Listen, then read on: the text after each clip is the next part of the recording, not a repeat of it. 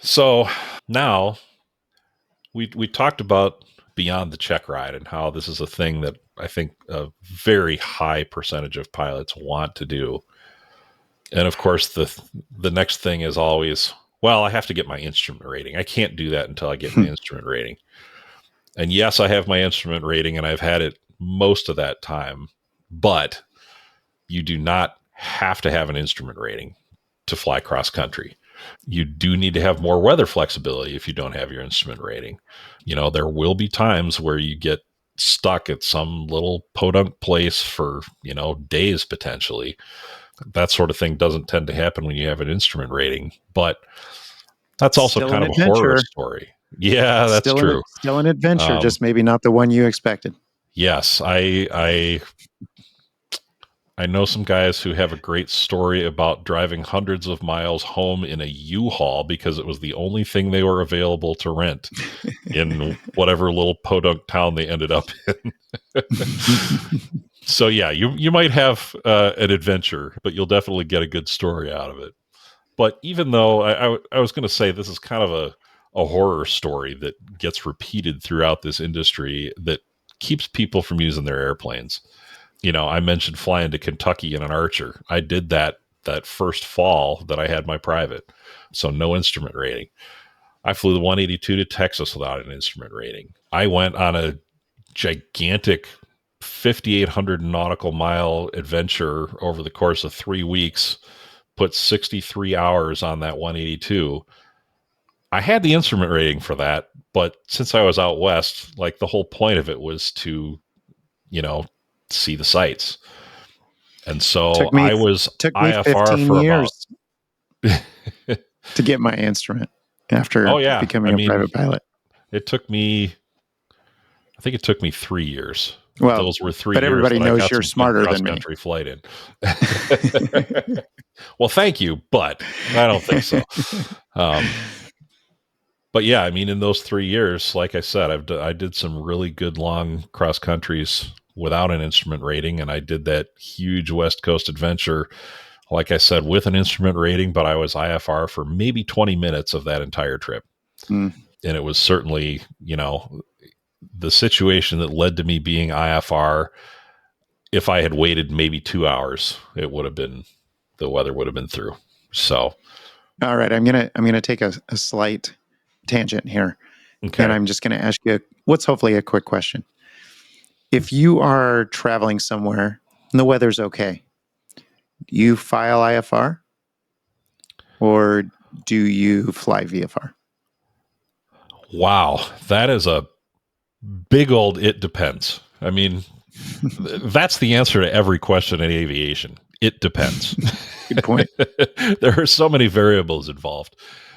And it really does. Yeah, I've done plenty of both. Especially out west, I love being VFR, and it's conducive to VFR when you're in the mountains because the air is pretty dry and there's rarely a whole lot of clouds, and when there are clouds, not a lot of haze. You might not want to be flying IFR either. Right, exactly. You have a lot more limited options when you're out that way IFR, and of course if you make a mistake the consequences can be a lot more severe. Well, I do want to talk about the flip side, and that is when I would go IFR even if the weather is fine. And usually that's for operational reasons, like if you're going somewhere in the Washington D.C. area, I feel like it's a lot easier to fly there IFR. Things are generally the same. I believe you still have to take the CIFRA familiarization course and learn about all the ways that they're going to shoot you down and all the ways that they're going to warn you that they're going to shoot you down if you go in the wrong place out there. And of course what the procedures are so that they don't shoot you down. But really the key there is that the easiest thing to do if you're not familiar with those procedures and, because you're based far away, is just file IFR and, Make sure Yeah. you stay IFR all the way to the ground and you pick up IFR before you get off the ground, and then pretty much nothing's different. So that sort of situation is one example. The other one is like if you're flying into a primary class Bravo airport or any other sort of really, really busy airport, it's just a lot easier because they know you're coming. They know how to deal with you. One of my flight instructors had an incident where he was trying to fly VFR into Chicago O'Hare because he was taking some charter pilots to pick up an airplane that had been left there.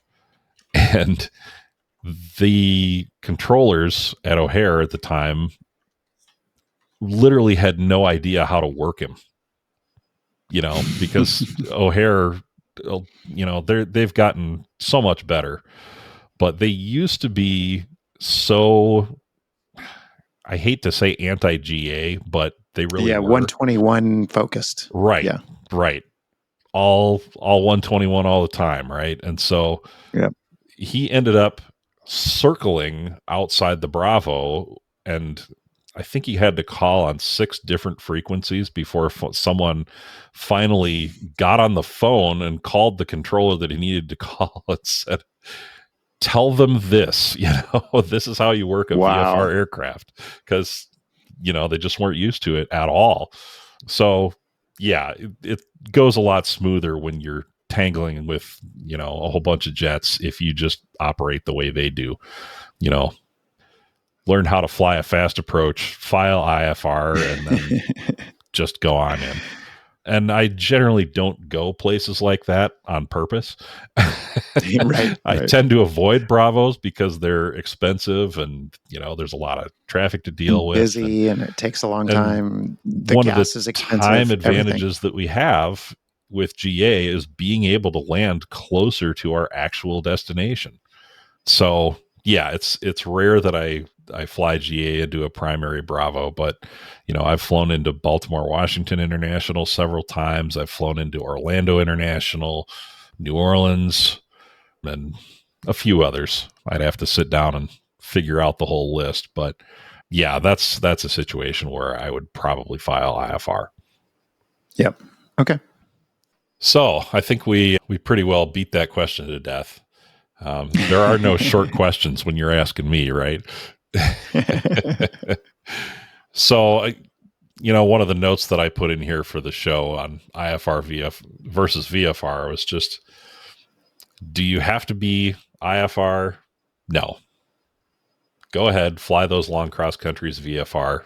Just have that extra flexibility so that you can make good decisions.